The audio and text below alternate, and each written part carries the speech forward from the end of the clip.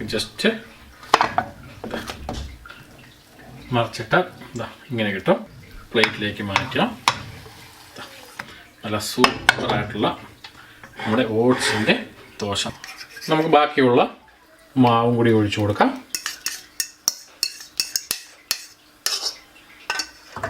അതിനുശേഷം ജസ്റ്റ് ഒന്ന് പരത്തി കൊടുക്കാം, കാരണം ജസ്റ്റ് ഒന്ന് ആകൃതി വരാൻ വേണ്ടി.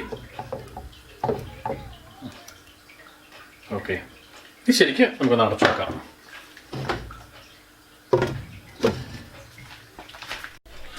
അപ്പോൾ ഇനി നമുക്കൊന്ന് ട്രൈ ചെയ്ത് നോക്കാം.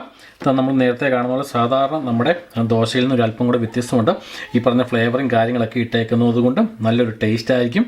അത് ഫ്ലേവറുണ്ട്, അതോടൊപ്പം തന്നെ ഓട്സ് ഉണ്ട്, പിന്നെ എഗ്ഗും ഉണ്ട്. അപ്പം നമുക്ക് ജസ്റ്റ് ഒന്ന് കൈ കൊണ്ട് എടുത്ത് കട്ട് ചെയ്ത് നോക്കാം. ഇതാണ് കട്ട് ചെയ്ത് കഴിഞ്ഞാൽ നല്ല സോഫ്റ്റ് ആയിരിക്കും, അതോടൊപ്പം തന്നെ നല്ല ടേസ്റ്റി.